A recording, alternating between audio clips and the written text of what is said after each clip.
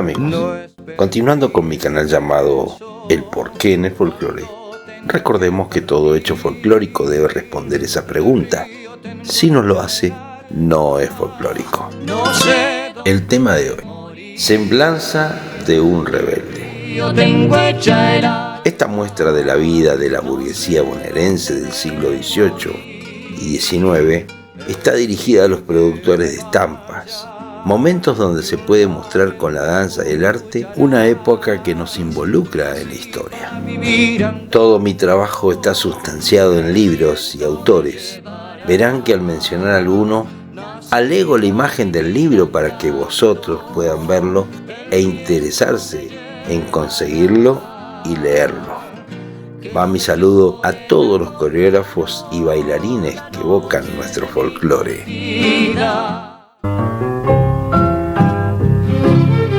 El comienzo.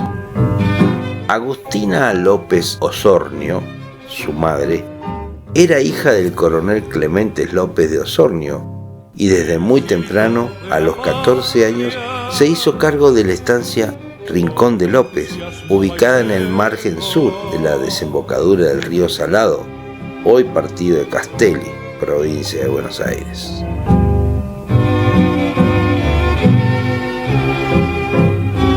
La continua lucha contra las dificultades en una zona de frontera, contra las inclemencias del tiempo, los indígenas y la escasa educación de los gauchos le dieron un carácter muy firme y decidido. A los 20 años fue pedida en matrimonio por el teniente de infantería del regimiento fijo de la ciudad, don León Ortiz de Rosas. Cielo de la patria. Contrajeron enlace en 1789. Tuvieron 10 hijos. Primero fue una niña, Gregoria, después un varón, Juan Manuel. Luego vendrían Andrea, Prudencio, Gervasio, María Dominga, Manuela, Mercedes, Agustina y Juana.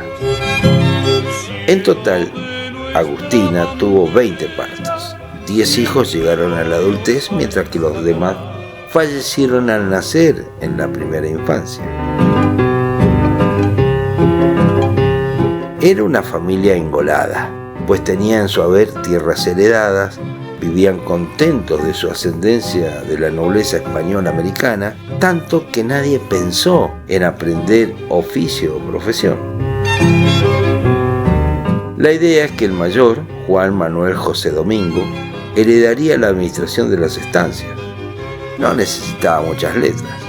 El otro, Prudencio, que era muy huraño, su destino sería seguramente ser militar sirviendo al rey. El menor, Gervasio, sería destinado al comercio y comenzaría como tendero, conforme a los usos y costumbres de la época. En cuanto a las niñas, se casarían, pues eran todas buenas mozas, que para que se desempeñaran en su futuro, su madre les enseñaba a gobernar la casa, manejar a los sopapos, a la tropa de negros y a realizar caridad con limosnas semanales o cuidando de algún enfermo pobre en una pieza al fondo de la amplia casona, que se destinaba como hospital.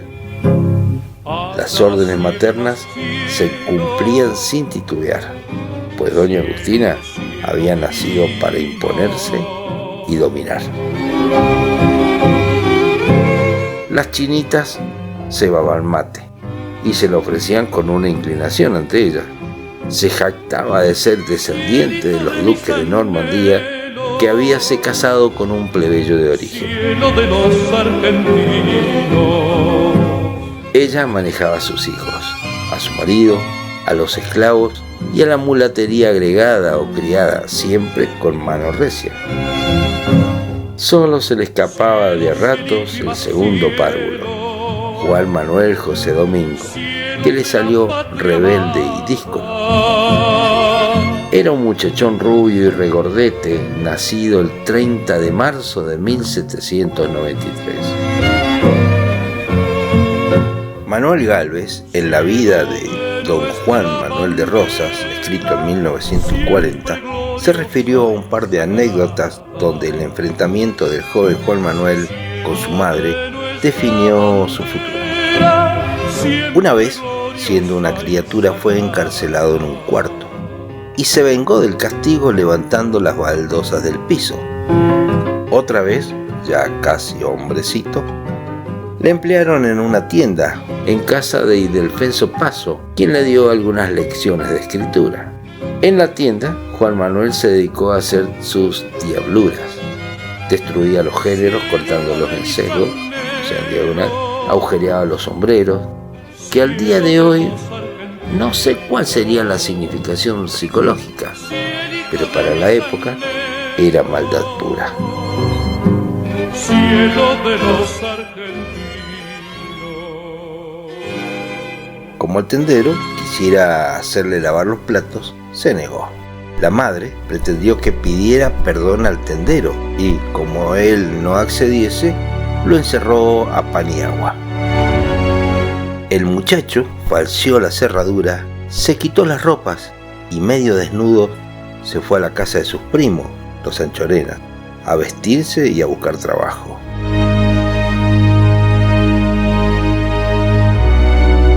En un papel decíales a sus padres: dejo todo lo que no es mío. Y firmó Juan Manuel de Rosas, suprimiendo el Ortiz y escribiendo su apellido con S y no con Z, como lo hará por siempre. Aquel rasgo del niño que rompe así los vínculos de familia al alejarse del hogar es la primera manifestación de una voluntad sin freno, destinada a dejar rasgos imperecederos en nuestra historia. Los Anchorena, terratenientes más ricos que los López Osornio. Estos vistieron al prófugo y, para liberarlo de la soga materna, lo destinaron a una de sus estancias.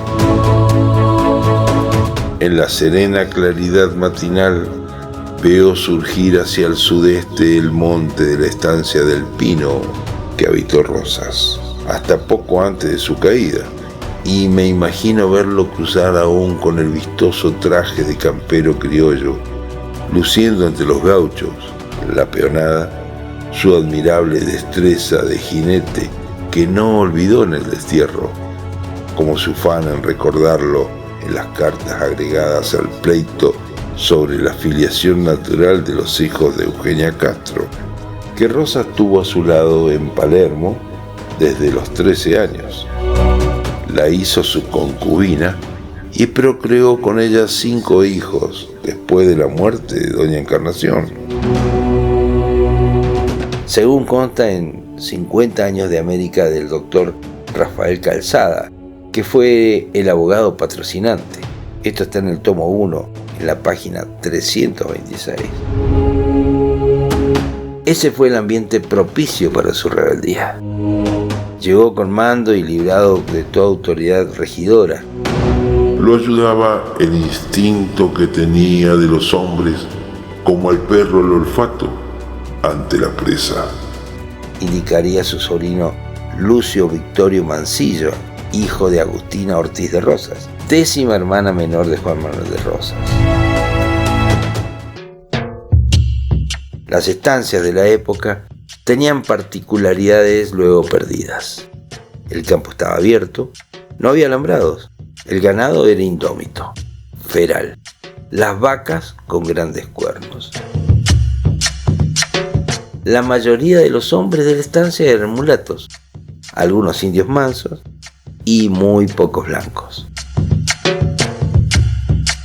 La tierra no era trabajada, pues la labranza era cosa de negros, se pensaba, oficio que fuera luego cosa de gringos y gallegos, muchos años después.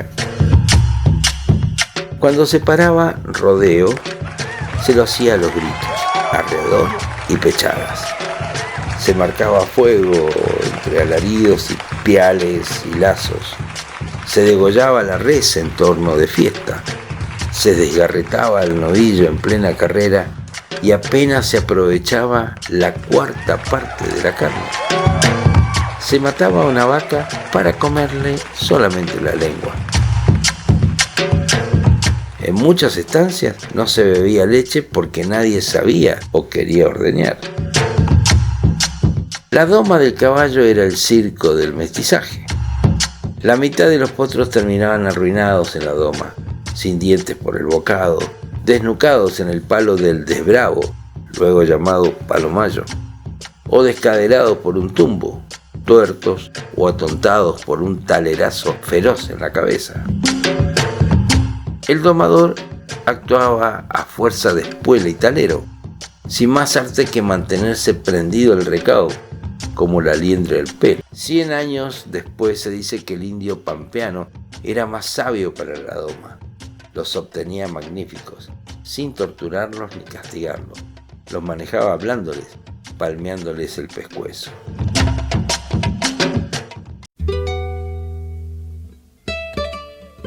Los hombres que encontró Rosas en la estancia eran mestizos, algunos mulatos, también zambos, todos analfabetos, valentones para lo suyo, pretenciosos y despreciativos. Desconfiaban y menospreciaban todo lo que no conocían. Los fenómenos naturales los convirtieron en supersticiosos. Su vida estaba poblada de aparecidos, vientos trágicos, luces malas y viudas. Todo resabio de tradiciones moriscas y españolas. El extranjero le resulta inferior, irrisible porque no sabe andar a caballo, no toma mate, no mastica carne casi cruda, se ríen del ciudadano. Un hombre de levita y zapatos es lo más ridículo de la creación. Si averiguan que se lava todos los días sin esperar que llueva, la carcajada estalla y son capaces de suponerlo afeminado porque se afeita y peina. Así, en ese entorno aparece Rosas, con ropa prestada y tufos de patrón, con carta blanca para hacer y deshacer. Como decía, rubio, gordito, hubiera quedado comprendido en el grupo de los cajetillas, pero el muchacho se apresura a vestirse como ellos, comer lo que ellos y hablar la jeringosa de ellos. No sabemos si llegaron a quererlo, pero sabemos que le temieron. Al rubiecito le sale de la piel el diablo. Mandón como la madre, arbitrario como el mejor mayordomo, castigador como el mejor capataz, sin hiel. Indica González Arrini en Historia Argentina, tomo 4. En el año 19, con 26 años, se dedica a meter orden entre la peonada y escribe. Instrucciones para mayordomos o encargados de estancia. Indicaba. Loros, debe cuidarse que no estropeen los montes y ranchos. Velas, en la pared no debe haber, y menos deben mearse adentro los que duermen en la vivienda, que suelen mearse en las ventanas. Lápiz, los ayudantes y capataces que sepan escribir deben cargar lápiz. Peón doctor, solo se consentirá en el caso muy apurado. Es decir, peón que sepa o presuma saber, para el campesino era doctor. Cuanto más ignorante y menos culto, callado y aguantador, le viene mejor al estanciero. Por eso le dice en el escrito hasta cómo pedirle la mano al caballo para revisarle los vasos. Indicaba. Lo sacará afuera del rodeo, enfrenado, y le dirá, la mano. Si a las 3 veces de decirle no le entrega, le jugará en ella con el cuchillo.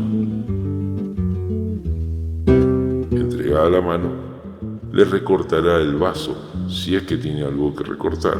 Hecho esto, en silla con el peso que iguale al mío, y le dará riendas. Después de darle 2 o 3 sentadas, lo maneará y correrá maneado, pero procurará que en esta operación no se canse ni se fatigue el caballo. Enseguida lo hará saltar la zanja y después lo hará dar vueltas alrededor del palo. Hecho esto, lo desencillará, le sacará el cordel y lo largará.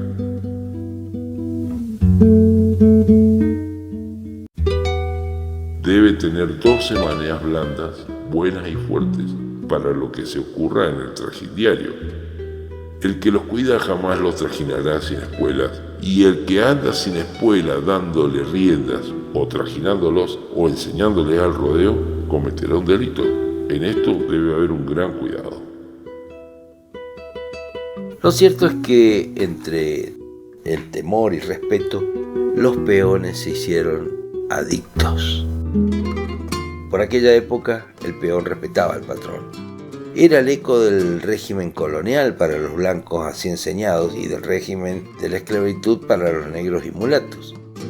Pues el dueño tenía el dinero, repartía los vicios, mandaba sobre su tierra, estaba bien con el juez, el comisario y el alcalde, tenía influencia en la ciudad, podía castigar, expulsar, entregar preso o de lo contrario defender o apañar a un delincuente. De las mujeres, ni que hablar. Es Rosa el gestor del populismo en la primigenia Argentina. Esto que describo, aunque se asemeje, no es un relato de la actualidad de muchas partes de Argentina, donde hay aún quienes se creen patrones de estancia, donde los excesos los llamamos corruptelas y el dominio de masas hoy se sigue haciendo con la repartija de vicios que subyugaban a los analfabetos de esa época. Lo podemos ver en los vagos y mal entretenidos creados por la dádiva planera de hoy. Como podéis ver, amigos, lo que está sucediendo no es nuevo, ni harina de otro costal. La Pampa de aquellos años es una escuela, campo abierto, donde todo es camino, casi sin árboles. No se siembran hortalizas. El campirano se ríe del que come hierbas. No se come huevo, no hay leche. La alimentación es carnívora. Carne abundante, a veces con un poco de galleta o tortas y mate. Como regalo, caña. Ni rastro de gallinas ni palomas. Anota Rosa en las instrucciones, indica Lucio B. Mansilla. El medio, los hombres, la acción, le dan alas para convertirse en una mistificación sorprendente. En la campaña aparece un campesino y es un burgués.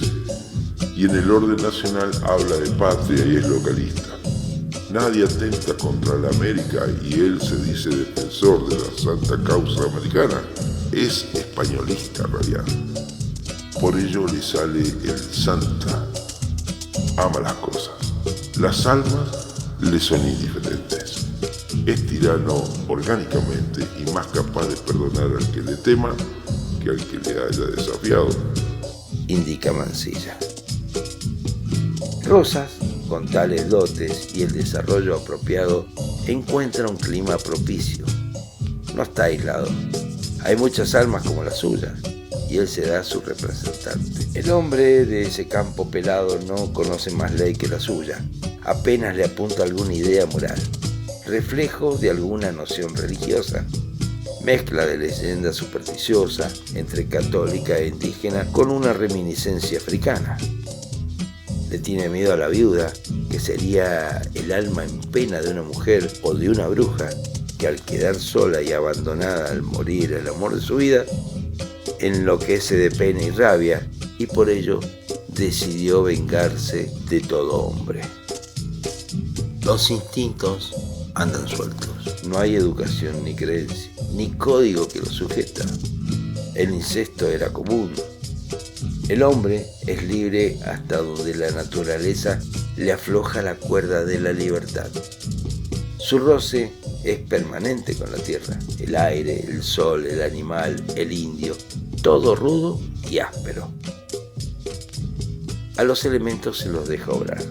Al animal, al indio y al semejante se le presenta lucha, dando por sabido que triunfará el más astuto o más fuerte. Al animal se lo domina con el terror. Al indio, si no se lo engaña, se le mata sin remilgos, pues le ha dicho que es un infiel del semejante. Caso de tener que enfrentarlo, cuando no hay razón que valga, solo hay que esperar el fallo de los cuchillos.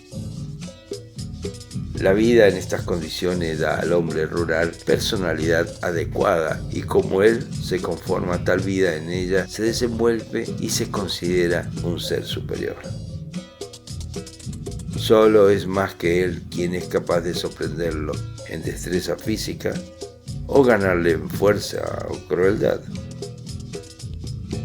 Por ello el hombre que llega de la ciudad merece la pifia y el desprecio. Echeverría encontró lo mismo en el matadero, en el suburbio porteño, entonces tan parecido a las villas de retiro actuales. Veamos.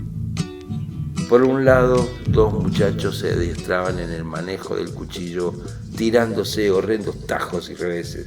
Por otro cuadro, ya adolescentes ventilaban a cuchilladas el derecho a una tripa gorda y un mondongo que habían robado a un carnicero. Rosas renuncia a la ciudad porque ella le impone leyes, trabas. En la ciudad están sus padres, a quienes debe obediencia. Todas son autoridades que chocan contra su afán de mandar y no obedecer. En cambio, el campo es un escenario inmenso, donde todo lo cruel se admira y premia. Es el señor feudal con chiripá. Todas sus caralladas son colmadas de elogios por los parroquianos. Hay que meter en vereda a los peones, a los mestizos agregados, a las chinas que son abundantes allí. Hay que tener a raya a los indios no asociados. Hay que cuidar las vacas, buenos toros de los amigos de lo ajeno. Eso es todo lo que hay que hacer. Y así Rosas se convierte en el gran capataz. Desde mozo, resulta excelente representante de los dueños de la tierra. Corre los años de la guerra emancipadora. Están los argentinos haciendo patria. Se van los criollos a luchar contra los godos. Y Juan Manuel se queda en la estancia de los Sanchorena, marcando vaquitas, echando gauchitos al mundo, escribiendo instrucciones para la peonada, mientras crece la idea emancipadora y se esparce por todo el virreinato. Crece al lado de los conservadores, compuestos en su mayoría por tenderos españoles, acaparadores, negreros, terratenientes con algún título de nobleza, contrabandistas enriquecidos desde los puestos públicos comprados o regalados en Madrid. Los Sanchorena y los Rosas pertenecían a ese grupo españolista. Tomás Sanchorena, primo de Juan Manuel, indica: No sé si algunos habrán leído alguna obra de política moderna, ni sé que hubiera otra que el Pacto Social de Rousseau, traducido al castellano por el famoso Mariano Moreno, cuya obra solo puede servir para disolver los pueblos y formarse de ellos grandes conjuntos de locos furiosos y bribones. La esencia de la teoría, cuya formulación más conocida es la propuesta de Rousseau, es la siguiente.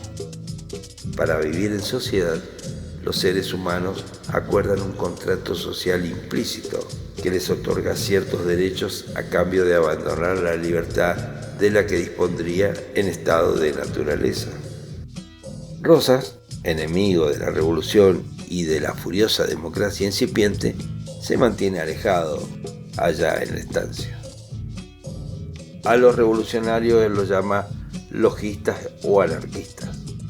Desprecia a los que lucharon contra España. A los militares que lucharon por la independencia llama y hace llamar titulados generales o titulados coroneles. Rosas va a la ciudad muy de vez en cuando. Nada más que a visitar a su prometida, María de la Encarnación Escurra y Argibel, que tiene 18 años de edad. La familia se opone al casamiento. Encarnación escribe una carta a instigación de su novio en la que se le requería el inmediato enlace, dando a entender que estaba encinta. Juan Manuel dejó la misiva en un lugar visible en su aposento de la casa materna en una visita para que fuera leída por su madre, que al enterarse corrió desesperada a la casa de los Ezcurra a revelar el bochornoso secreto a doña Teodora Argibel, madre de Encarnación, que era tuerta por un accidente en la infancia y tenía un ojo de vidrio, lo cual se nota en el cuadro, no así en la foto. Ambas señoras resolvieron que el único medio de evitar un escándalo social era el inmediato casamiento. Se casaron el 16 de marzo de 1813, en silencio. La pareja se fue a La Pampa, donde tuvieron 2 hijos vivos. Juan Bautista Pedro, nacido el 29 de junio de 1814, y luego nació Manuela Robustiana, el 24 de mayo de 1817, quien fuera la más nombrada por los viajeros de la época, como William McCann, quien escribiera en Viaje a caballo por las provincias argentinas en 1847 y que se publicara en 1853.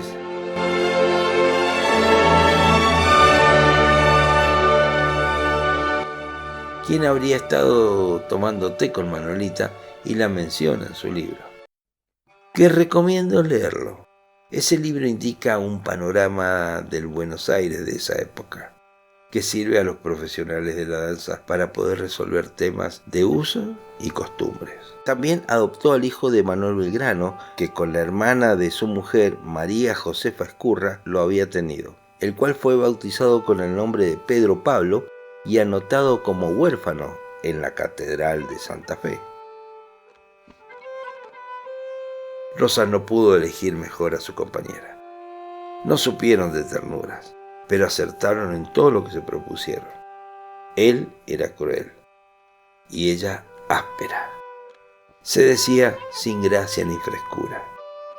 Él era el lindo y ella la fea. Se complementaban. Rosas hubiera sufrido mucho junto a una mujer delicada y fina. Había encontrado su media cara, pues era un marimacho eficaz, indicaba Monteiro Lobato. Encarnación fue su socia, la confidente, la secretaria, la que le sacaba las castañas del fuego, era su inspiración e ideal. El otro Juan Manuel, pero con faldas.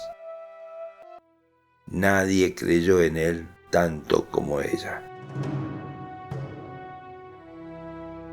Juan Manuel devuelve las estancias prestadas de los Anchorenas y se asocia con Luis Dorrego y Juan Nepomuceno Terrero y se establecen las higueritas de Quilmes.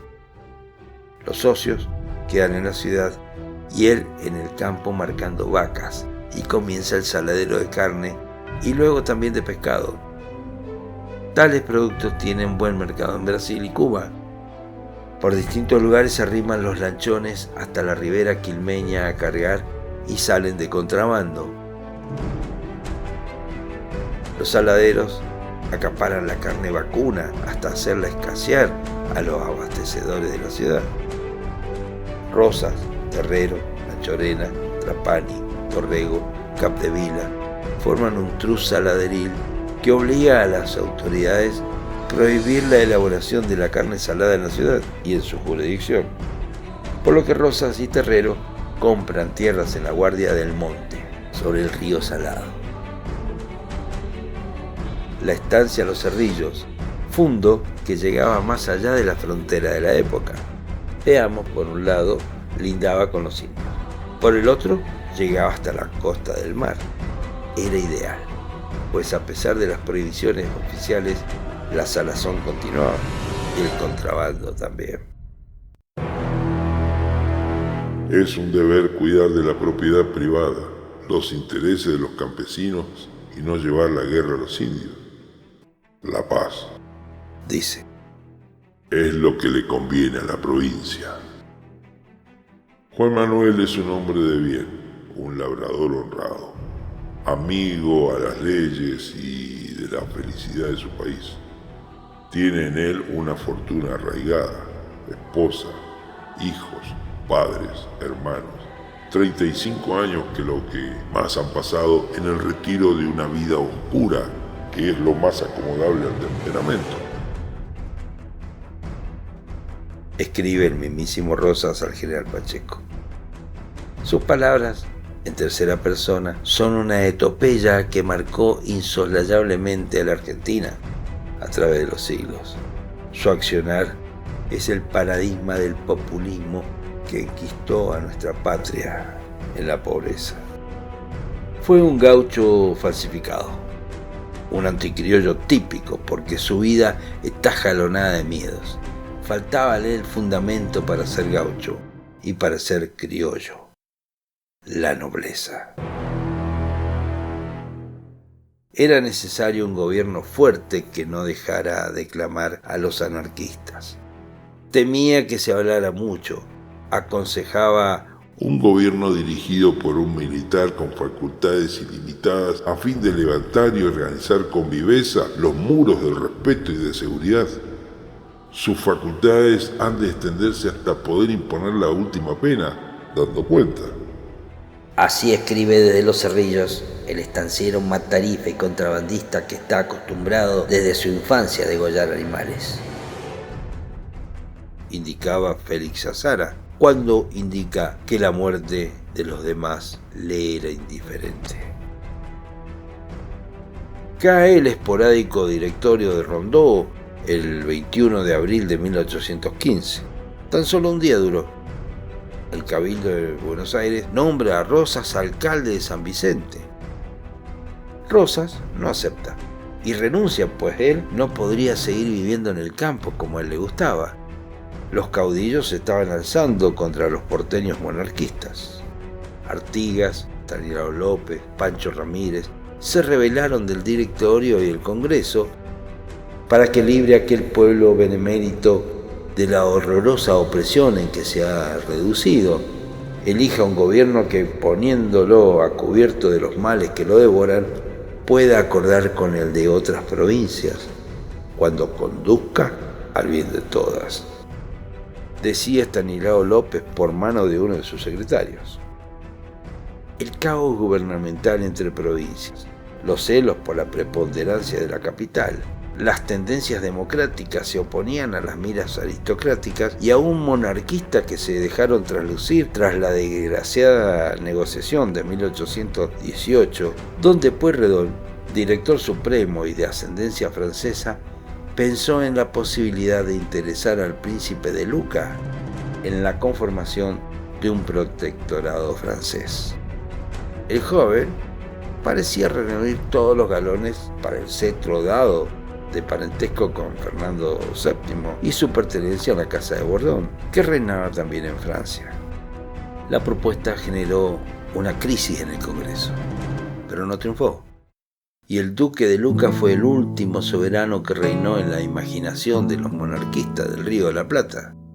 Cerrado este episodio, la futura Argentina inscribió su nombre como uno de los únicos 3 países en el mundo que, habiendo adherido al régimen republicano constitucional, jamás retornó al régimen monárquico.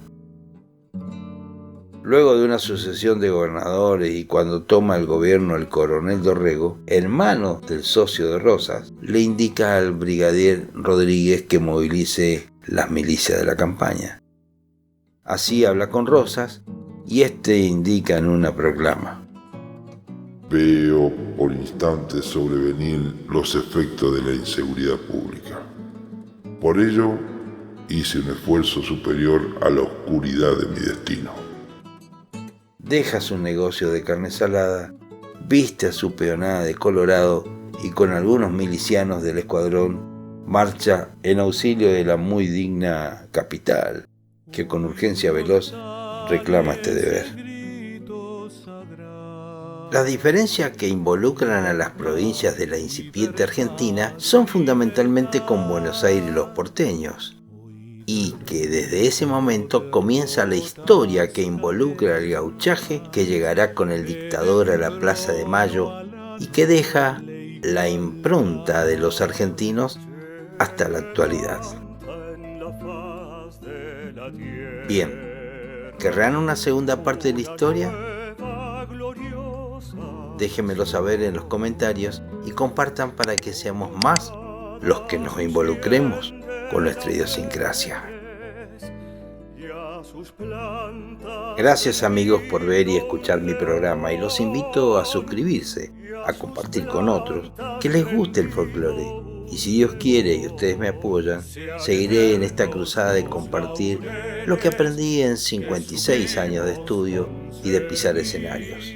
Conocimientos que no quiero que mueran conmigo, como con las tantas vivencias con que he sido privilegiado. Hasta pronto.